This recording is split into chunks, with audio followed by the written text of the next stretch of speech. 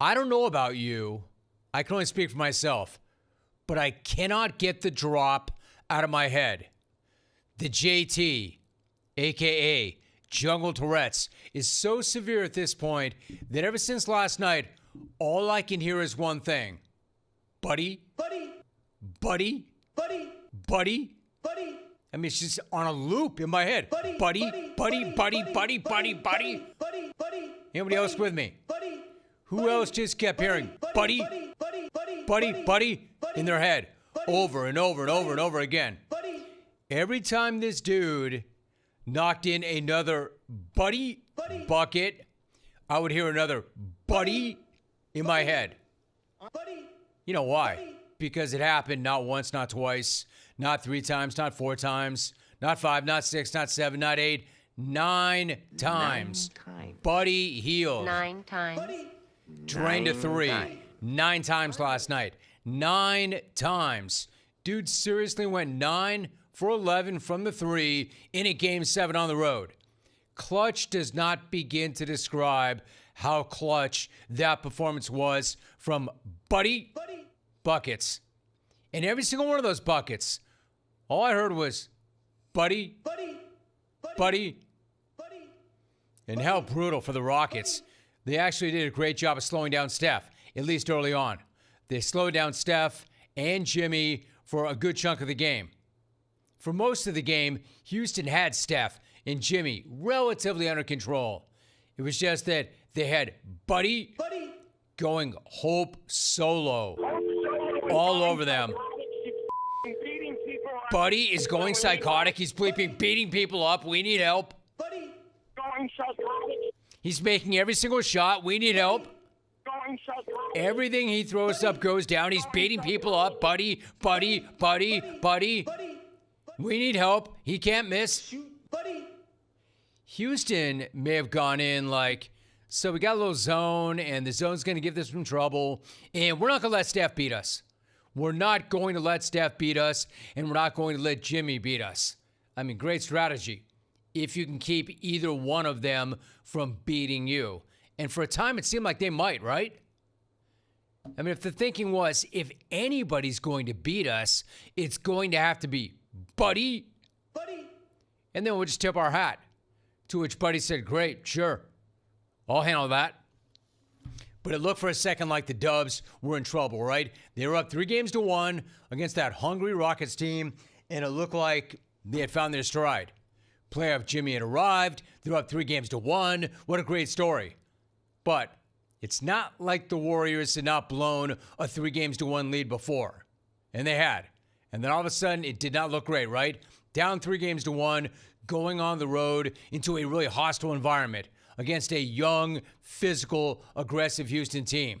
Suddenly, that 3-1 or 3-1 Warriors series lead seemed like a distant memory. Going into even the fourth quarter last night. And then Steph did what Steph does and reminded everybody why, once again, the NBA is, especially in his case, a man's game. Man's game. This dude might be banged up with that gnarly, swollen thumb. He might not have had any shooting rhythm early going on, but when it came down to crunch time, Steph did what he always does. He stepped the hell up. When it came down to closing time in that Game 7 on the road, of course my dude poured in 14 fourth quarter points to knock the Rockets out again. Why do I say that? Because it's got to be getting pretty old right now, right, Houston? Considering you've now been sent off to Cabo by Golden State 5 times in the last 10 years, including not 1, but 2 home Game 7s. That's what's known as ownage. That's what's known as Warriors culture. This brand of Dubs culture, though, a little bit different than what we've seen in the past because of Jimmy Buckets. There's a Jimmy Buckets brand of culture. But I've got to give him credit. Not only did he save their season when he arrived, not only does he give that whole team some stability, consistency, poise, calm, and the belief that they can make a deep run, he's also been working on Buddy ever since he got there. The two of them have this weird kind of relationship. Dude loves to troll the hell out of Buddy. And whatever he's doing, though, whatever this weird relationship is, clearly it's working. Because the first thing they asked Buddy after the game was if Jimmy said anything to him about his epic performance. I mean, to even ask that question would suggest that their relationship is a little bit different.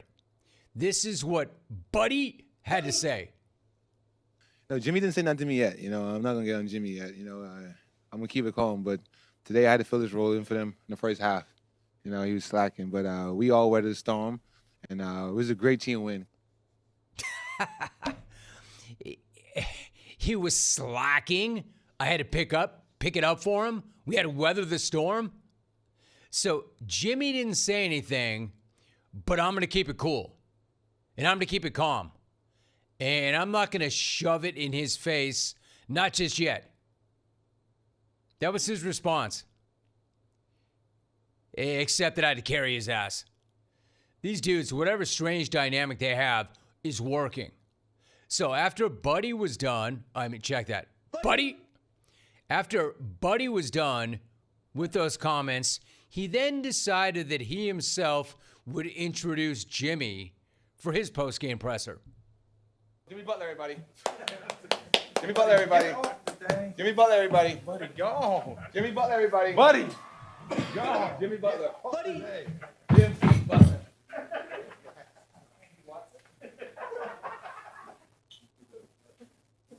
Man.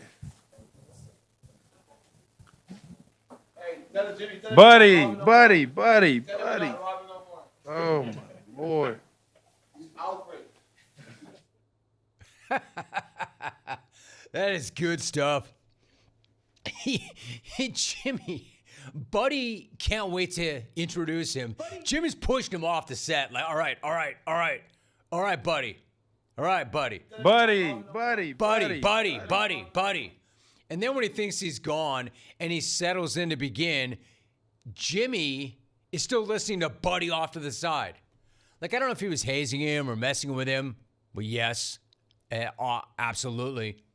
But Buddy was driving him crazy, and all I know is this act is working out great for both of them. Here was Jimmy's answer when he finally did give Buddy some credit, sort of, for a historic night. Guess what can you say about Buddy's performance tonight? Buddy gets paid a lot of money to play at a high level. You know, Buddy was Buddy tonight. Good for you, Buddy. Buttered. Good for you. No, Buddy was huge. But we know the type of basketball player that he is.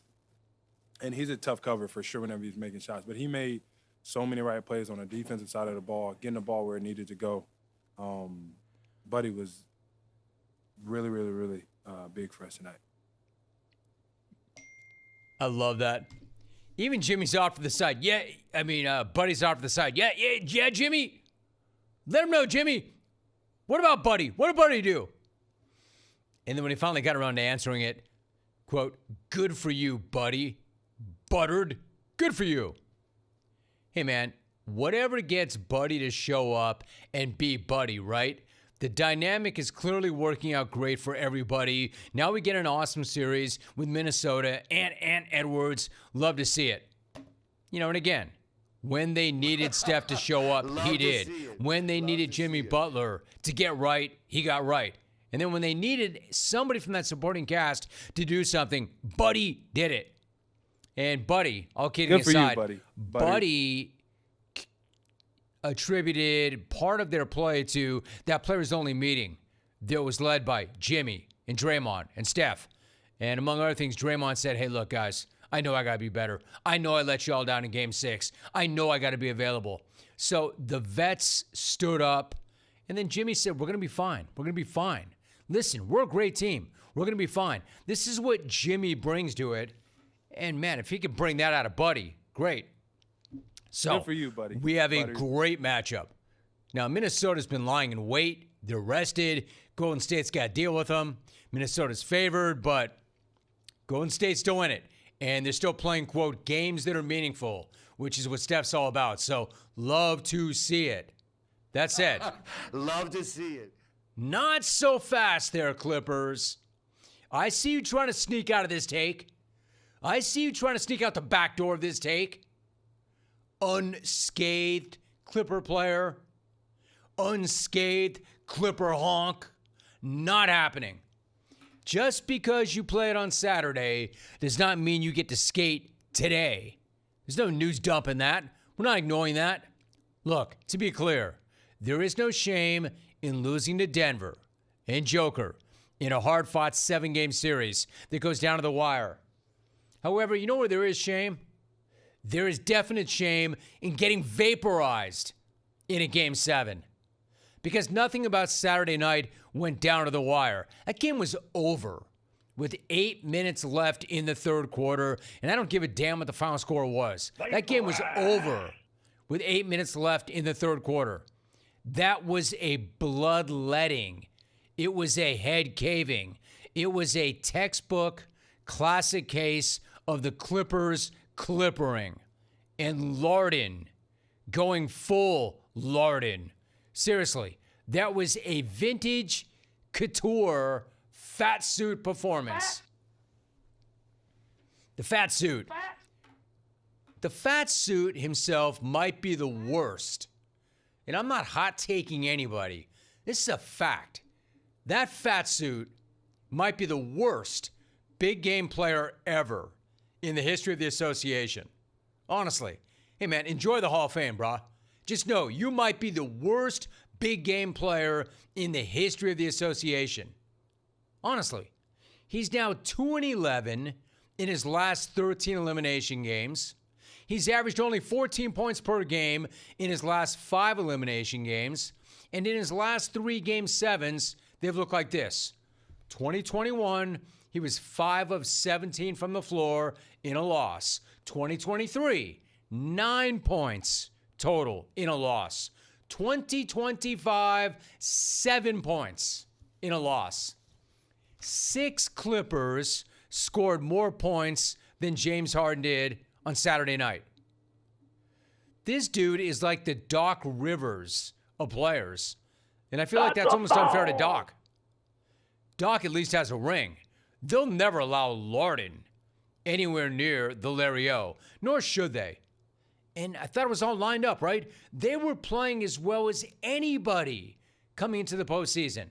Kawhi was finally healthy. Zubats was playing the best ball of his career. They just moved into that brand new billion-dollar toilet palace. And they drew a first-round team that just fired its coach with 3 games left in the regular season. So this had to be the breakthrough, right? Right? Am I right, Clippers? No. You don't like that call. I don't like that call. Not a very But big question for Steve Ballmer and his big investment in this franchise and that edifice and all those toilets and those players is this. Hey, Steve-O, if not now, then when? If you couldn't get it done with a healthy Kawhi in a mostly healthy roster, great coach, great building, great toilets, how are they ever going to get it done? You don't have to answer that, Clipper fan. We already know. We already know that you know you're not winning bleep.